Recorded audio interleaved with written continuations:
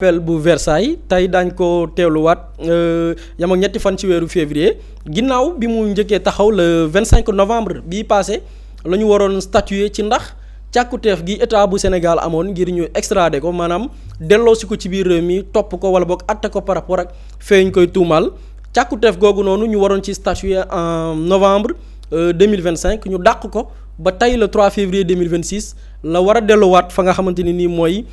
cour d'appel bu Versailles ñu war a xool ndax lañ koy toppee ak selon les éléments yi nga xam ne état bu Sénégal joxe na ko ci diggante bi ndax dañ koy topp waaw wala déet il faut savoir que biñ koy dàq aussi la France par le biais de la juridiction compétente bi nga xam ne mooy gérer dossier Madiambal Diagne dañu sàkk woon yenn ci ay détails yoo xam ne état bu Sénégal daf leen ko war a jox bi ci njëkk mooy nee nañ na état bu Sénégal détaillé maanaam pàccal lenn li nga xamante ni nii jàpp nañ ni moom la ñuy toppee Madiambal Diagne nag teg ko ci la loi wax maanaam ñu wutal ko une qualification juridique loolu benn la ci ay càkkuteef yi yoonu France sàkk woon ñaareelu càkkuteef gi ñu defoon mooy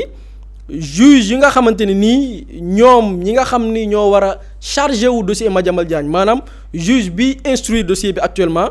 ñu ne ñoom dañuy sàkk ci juge boobu noonu mu communiquer li nga xamante ni nii mooy la ñuy toppee Madiambal Diagne moo xam fee yi nga xam ne daf koy incriminer ak la nga xamante ni nii jàpp na ni moom lañ koy toppee sukkandiku tamit ba tey ci lan la ci yoon wax loolu di ñaareel bi ñetteel bi ñoom ñi nga xamante ni ñooy waa cour d'appel bu Versailles sàkku tamit état bu Sénégal ñu présenter leen lépp loo xam ne ñeel na wàllum garantie par rapport ak droit ñeel kaaraange ki nga xamante ni mooy Madiambal Diagne maanaam bu dee ni dañ koy àtte fii Sénégal ndax Sénégal mën na leen présenter ñoom waa France ay garantie yu wane ni dinañ sàmmonteeg lépp loo xam ni kaaraange la wala boog sàmmonteeg àq ak yelleef ki nga xam ne mooy Madiambal Diagne la leneen aussi jàpp nañ ni bu dee ni dossier dañ koy instruire supposons wala ñu war a dem la nga xam ne nii mooy procès yóbbu ko ca tribunal ngir àtte ko ñoom waa France sàkku tamit ñu justifier maanaam expliquer leen mu leer nañ ñi ne ñoom la ñu présenté état bu Sénégal ci bi ñuy sàkku ñu extradé ko topp ya ñu wax ni moom la ñu visé dafa yemook topp ya nga xam ne bés bu ñu waree yegg procès dafay méngoog li nga xam ne ba ñu tàmbalee procédure beeg tey yemoon na ak loolu ñu ne nag loolu lañ ci jublu mooy mu am lu ñuy woowee conformité par rapport ak la procédure bañ koy tàmbali ak la nga xam ne mooy njeexital bi donc loolu lañ ci mën a jàpp par rapport ak décision bi nga xam ni France jëloon na ko en novembre 2025 renvoyé dossier bi tey le 3 février ñu war ci statuer il faut savoir aussi diggante boobu aussi lu ne xew na ci parce que novembre la cour d'appel bu Versailles jëloon décision bi mais en décembre le ministre bi nga xam ni moom la ñu dénk lépp lu jëm ci wàllum yoon fii ci Sénégal di Soxna Yacine Fall demoon na fi assemblée nationale yëkkati ci ay kàddu ne suspendre na extradition yi nga xamante ni nii France mi ngi koy sàkku parce que France tamit na Sénégal di toppee yenn ci ay doomi réewam te ñu nekk France noonu itam la amee ay doomi France yu nekk fii Sénégal France di leen topp soxna Sidi Yacine Fall defoon sortie au niveau de l'Assemblée nationale ne France la mu lànk bañ a delloosi ñaar ci ay doomi Sénégal à savoir Madiambal Diagne ak kenn ku ñu naan Dora Gaye ñoom it dinañ appliquer li nga xam ne mooy réciprocité maanaam bañ ngeen ñu nit dañuy bañ du ñu delloo seen i doom yi nga xam ne nii yéen a ngi sàkku ngir ñu yóbbu leen France donc loolu lu xewoon la pardon mais aussi quelques jours après bi Yacine Fall dafay sorti bi y avait ki nga xamante ni nii moo nekk ambassadrice bu France fii nga xam ne mooy Sénégal di madame Christine Fage bu defoon une sortie gannaaw sortie bi Yacine Fall def au niveau de la RSI rajo Sénégal International moom ci boppam ba muy def sortie boobu nag dafa am yenn ci ay mbir yi mu jibal mooy la ñu toppee Madiambal Diagne c'est-à-dire que ay faits la yoo xamante ni de nature délictuelle maanaam ay délit la waaye mënee su kaa comparer ak li nga xam ne peut-être ay crime la yoo xamante ni nii xëy na yenn protection wala boog yenn ci laaj yu bari yi nga xamante ni nii xëy na peut-être France waroon na kaa mën a woyofal loolee bañ ko cee fekk donc loolu bi mu amee aussi y avait Yacine Fall aussi en tant que jëwriñ gi ñu dénk lépp lu jëm ci wàllum yoon bu génne woon ab communiqué à cette époque communiqué bi mi ngi ko génne woon le 15 décembre 2025 ne gannaaw moom ki nga xamante nii représentante ou bien ki teewal France fii ci Sénégal di seen ambassadrice di Christine Fage ñoom ñi nga xamante ni nii ñooy nguur ak Sénégal ñi ngi koy ñaawlu bu baax a baax parce que la ñu jàpp ci discours am mooy moom Christine Fage dafa def lu ñuy woowee wàllum ingérence c'est-à-dire que ñi ngi traité benn dossier mu concerné doomi Sénégal mais malheureusement ñoom France ñooy sax définir parce que Christine Fage ci sortem bi dafa sax di jéem a qualifier fait yi nga xam ne ñu ngi koy toppee Madiambal Diagne di ko méngale crime l'âme délit la alors que moom loolu du yoonam nekku ci yoonu Sénégal moo ko war a déterminer xool les qualifications requises donc boobaak léegi ñi ngi déglu doon xaar bés bi tey 3 février incha allah dinañ ko déglu moom Madiambal ñoom daañu xool ba xam dañuy répondre favorablement ci càkkuteefu état bu Sénégal ci ndax dañ koy rapatrier Sénégal tey wala boog dañuy laajaat yeneen par rapport ak càkkuteef yi nga xam ni sàkku nañ ko depuis novembre 2025. jërëjëf Boury Pape Samba ak dossier wu Madiambal Diagne gi est-ce que am nga yaakaar ne France dina rapatrier ki nga xamante ne mooy Madiambal Diagne. man moom par rapport ak dossier Madiambal Diagne bi je ne m'attends à rien quoi awma benn attente par rapport à la justice française surtout bu ñu xoolee le déroulé bi nga xamante ni kaawu Madiambal Diagne am na ko foofu ndax fii lañ toogoon ci plateau bi di wax ne France complément de dossier bi nga xamante ne justice française mu ngi koy laaj sax dafa outrepasser ay prérogatives am la justice française parce que foofu dafa génn ci le débat de forme bëgg ñëw ci débat de fond parce que la justice française amul pour laaj la justice sénégalaise ci lan ak lan la ñuy toppee Madiambal Diagne loolu justice française moom loolu du wàllam justice française lenn mooy wàllam mooy le Sénégal demande une extradition d'un de ses fils est-ce que mën ngeen ko assurer un procès équitable on a des juridictions compétentes pour loolu li ngeen koy toppee est-ce que dafa jóge ci bànqaas boo xamante ni am na une reconnaissance internationale ci lépp li nga xamante ni mën nañ ko toppee dossier boobu CENTIF je pense que quand même ils sont très respectés et respecté nañ tamit li nga xamante ni mooy lépp li nga xamante ni mooy les normes internationales est-ce que mën ngeen ko garantiral moom ni maanaam bu ñëwee du am benn c'est-à-dire que mais Madiambal Diagne ban dayoo la fi am ba du fi am procès équitable wala sa sécurité va être menacée Madiambal Diagne yow koo xamante ni ta sécurité est menacée di nga mën a daw bi nga daw yow génn réew mi te dara fekku la ci nga jaar fii biir AIBD ne da ngay tukki ñu interdire la génn nga ñibbiwaat sa kër tranquillement abbu njool mi dem jaaree Gambie il faut qu'on respecte un peu les Sénégalais te man li tax ma ne gars yi nañ ci def nang par rapport au cas de Madiambal Diagne man dama gis ses relations avec la France parce que yu baax la nit ñi di ko fàttali quand il était question du retrait des troupes militaires mais troupes étrangères yi Madiambal Diagne était un des seuls rares Sénégalais yi génn ne moom il était contre le fait que les troupes militaires françaises ñuy génn Madiambal Diagne am na benn bànqaas boo xamante ni ci lépp lu jëm ci wàllum francophonie mu ngi ko fa doon diriger Madiambal Diagne gis nañ posture bi mu am ci lépp loo xamante ni day jëm ci wàllum France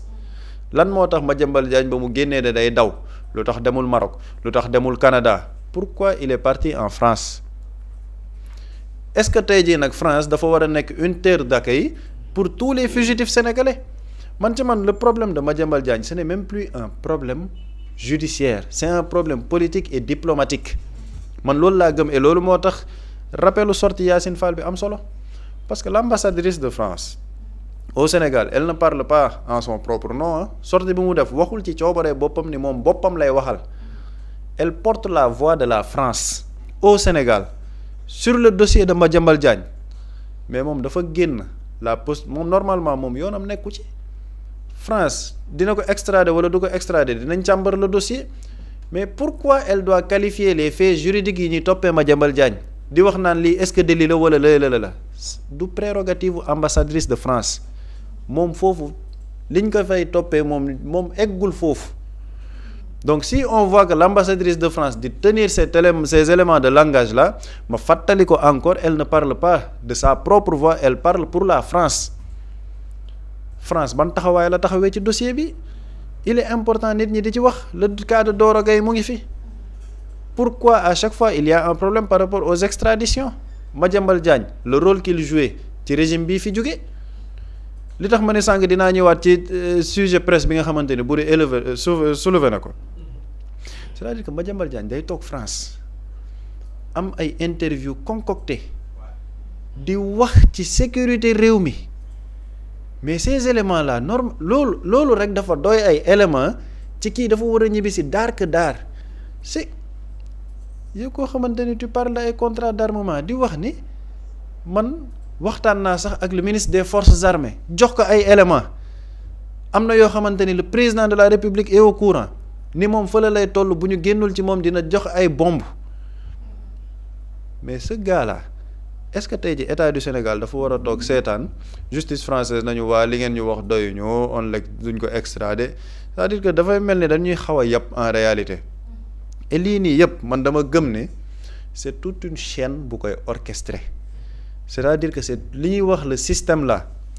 média bras armé wu système bi rek la et il faut revenir sur ce média là parce que c'est très important quand même parce que nit ñi dañoo bëgg jaay en 2026 waaw que ce média là dañ ko war a dañ maanaam ñoom ils ont travaillé dans ce pays ils ont créé des emplois am na képp ku fi créer banque yow nga créer groupe tu fais du business tu veux gagner de l'argent il faut que nit ñi di fàttali loolu la création d'emplois ce n'est pas du bénévolat dañuy gagner xaalis ci li ñuy def et comment ils ont gagné de l'argent pourquoi ils ont des problèmes financiers parce que seen structure économique moo basé wul woon ci dara c'était un château de cartes moo tax ñu doon mën a di débaucher ay journalistes fu nekk di la jox prime yu dul jeex pourquoi on les cite ci affaire impôt qui gère structure bi taxaw di expliquer mécanisme bi ñuy def pour un détournement de deniers publics c'est ce même groupe de 2014 à 2024 qu'est-ce que ce groupe n'a pas écrit te nañ koy fàttali c'est une ligne éditoriale claire bu fekkoon ne sax dañu naan journal bi rek moo koy def mais télé bi melul noonu ñu ne waa xëy na foofu nit mën na mais boo jëlee le journal nga jël la télé nga jël la rajo lépp c'est une même ligne éditoriale loo xamante ne pour lan la déstabilisation manipulation diffusion de fausses nouvelles chaque jour nit ñi dund ko pendant 10 ans qu'est-ce qu'ils n'ont pas dit du PASTEF qu'est-ce qu'ils n'ont pas dit du leader de PASTEF dossier wu forces occultes yi forces spéciales yi yan média ñoom ñoo ko gën a amplifier groupe boobu la il faut que nit ñi di waxante dëgg dans ce pays c'est ce groupe là qui l'a fait bu ñuy invité ay nit ci seeni plateau de télé dañ leen di invité parce que xam nañ ni nit ki angle bii lay waxee lii la fi nar a wax ñoo ko gën a tey xam nañ ko lan moo tax ñuy continuer di ko def parce que ça sert le système bi nga xamante ne moom lañ fi nekkal élection 2019 élection 2024 ban taxawaay lañ ci amul ñoom yan wax lañ fi waxul lan lañ fi deful ci seeni médias manifestation yi est-ce que gis nga leen ñu couvrir ko le traitement des événements qui se sont passés de 2021 à 2024 par ces médias là est-ce que gis nañ ko les procès de Ousmane Sonko ñoom nan lañ ko doon titrer Amidia Alioune Badara Ndao les cas sont là c'est le même groupe maintenant ñu ñëw ñu bëgg ñu gëmloo ay man dama gëm ni gis nga réew soit da ngay ñëw pour defar ko soit nga ni man defaruma damay waxtaan nit ñi avancer jàll ci leneen bañ a xaar foofu pour ñu réew ñu def fa autorité parce qu'on ne peut pas être dans un pays un groupe de presse di jouer ce rôle sale di déstabiliser le pays ñu mel il ne paie pas le fisc en plus ñu may leen ñuy continuer di def lu leen neex ci réew mi pour lan pour une réconciliation mais au nom de quoi combien de vies de Sénégalais ont été brisées par ce groupe de presse ça il est important nit ñi di koy fàttali dans l'espace public il y a beaucoup de vies yoo xamante ni groupe de presse boobu noonu ñoo yàq seen àddina te teguñ ko fenn laluñ ko fenn di servir un système répressif te loolu nag nit ñi dinañ continuer di leen ko fàttali et il faut que dans ce pays qu'il y ait une autorité loolu mooy dëgg mënuñ def li ñu fi def yépp en plus il ne paie pas le fisc ba pare ñu leen di permettre ñuy continuer di def li leen def loolu c'est manquer de respect au secteur de la presse et c'est manquer de respect aux vrais travailleurs de la presse yi nga xamante ne ñu ngi ci réew mi réew mi ñàkkul ay travailleurs de presse y a des gens qui veulent travailler dans la presse mais waruñ jaay image presse ces genres de groupe là ñu ne ñii ñooy représenter la presse sénégalaise et il y am na ay bànqaas yu fi nekk CORED mu ngi fi CNRA mu ngi fi ñoo xamante ne complètement afoon kenn du leen dégg ci yuy jëm ci yii le gouvernement doit prendre ses responsabilités am na réew yoo xamante ne groupe de presse yi ñoo ko taal Rwanda bi groupe de presse moo ko taal rajo Melcolin ci la ñu commencé ci yenn narratif yi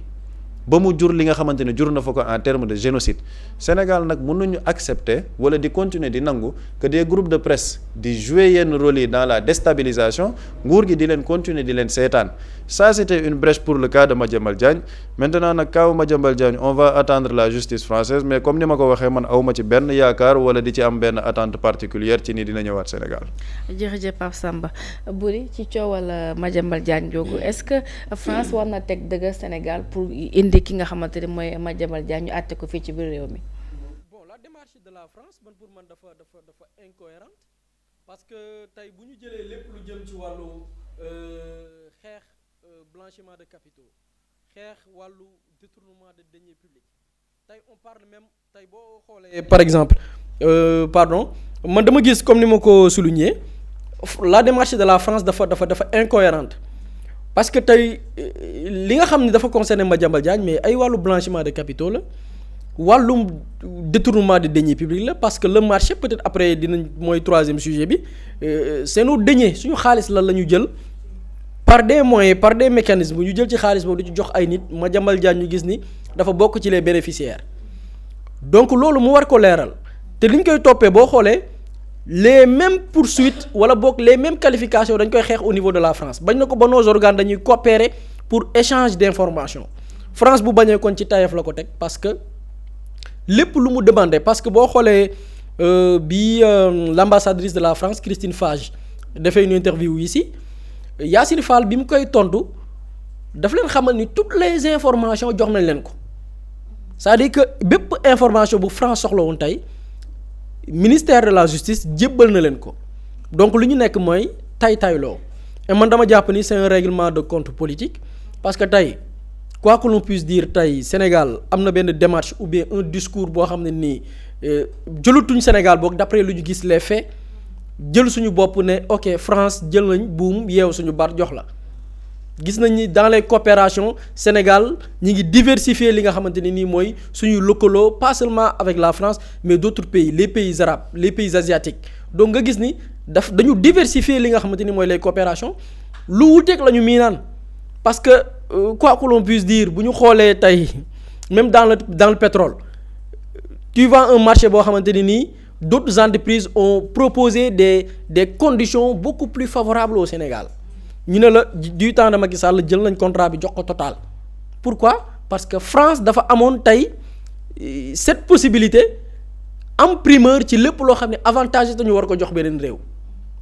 tey nag y a changement de paradigme loolu pour man dossier bi dafa jéggi sax wàllu justice mais fayantoo am na ci et même l'ambassadrice a tout faux le fait de dire que oui on a une justice indépendante la politique mënul ñëw di def ingérence par rapport ak Madiambal non c'est faux ñëpp xam nañ ni muy demee keroog invité nañ fi nit mu ko fi expliquer même boo xoolee Macron sax dafay def li mu def safaan ba donc nga gis ni même dans les pays ñuy jaay démocratie am la leen neex mooy am ci wàllu justice Madiambal bu ñu bëggoon mu dellu si dafay dellu si mais dama gis ni am na leneen lu ci rax et je pense que c'est un règlement de compte maintenant nag mbéjum kanam borom moo koy fajal boppam ñun on peut pas se permettre y a des choses ñoom ñoo am seen réew de mais y a des choses qu'on peut régler ici dëkk bi dafa am nu ñu ko organiser Pape Samba mi ngi koy wax les mesures yi ñu mën a jëlagum fii mooy cette personne on doit pas permettre à un média di ko tendre le micro lii mooy dëgg keneen kuy defaat le contraire da ngay tappale parce que on est d'accord que tey képp ku ñuy topp ci wàllum yoon wala boog sax àtte guñ wala sax ñu àtte la am nga droit à la parole loolu c'est normal mais quel droit à la parole booy wax luy jëriñ débat public bi ñu dékk la micro nga wax mais la personne dafa toog la France ne moom ay missile lay def dafay toog foofu di attaquer des questions yoo xamante ni dafa concerner notre sécurité nationale te ñëpp xam nañ Madiambal question de sécurité nationale yëpp lan la ko teg mais du mensonge lan lay wax lu nit mën a gëm c'est-à-dire que dangay toog concocter ay mbiram par la complicité de certains médias ak des journalistes ñëw wax ko loolu responsabilité autorité moo ko mën a régler. Le droit à la parole bi ngay wax noonu sax c'est un droit à la parole encadré au niveau des tribunaux. Exactement. Parce que c'est un dossier judiciaire en cours du ci médias yi lay dem layalee boppam ci tribunaux yi lay layalee boppam. vraiment li nga wax mooy dëgg et surtout que pour rejoindre la foofu la même personne bi mu dawee ba pare lan la wax benn tweet bu mu def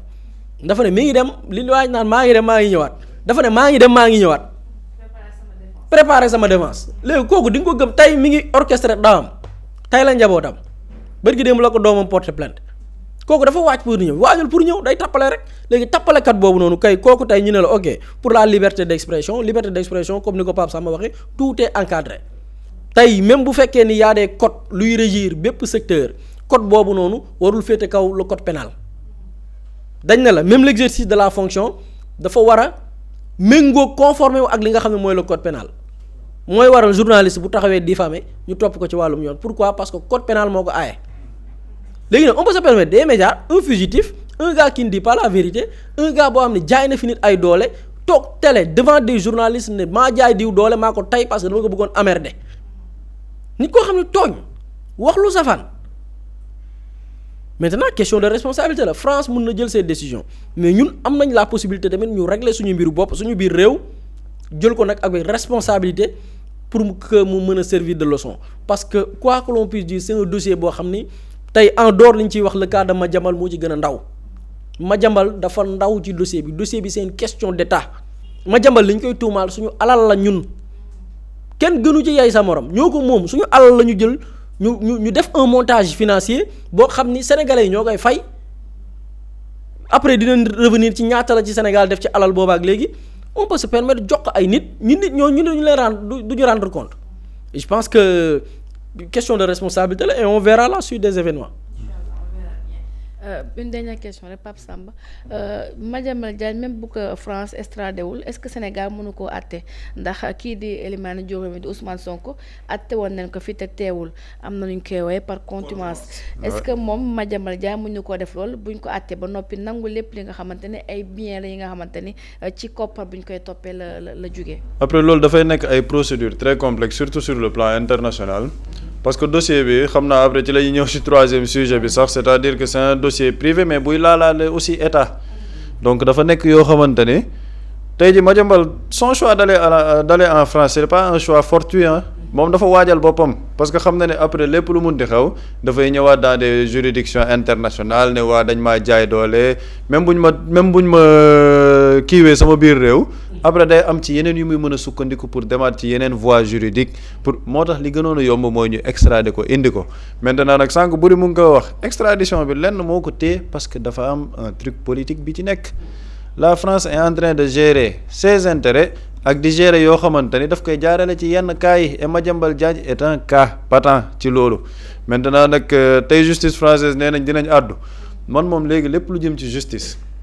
muy Sénégal wala muy concerné doomu Sénégal bu nekk ci bitim réew dama ci nekkee taxawaay laissez-faire boo xamante ni damay xool mais awma ci benn attente awma ci benn yaakaar maintenant on verra nag lan moo ciy xew. incha allah on verra bien du yàgg dara ñu dégg xibaar yi nga xamante ni dina laaj.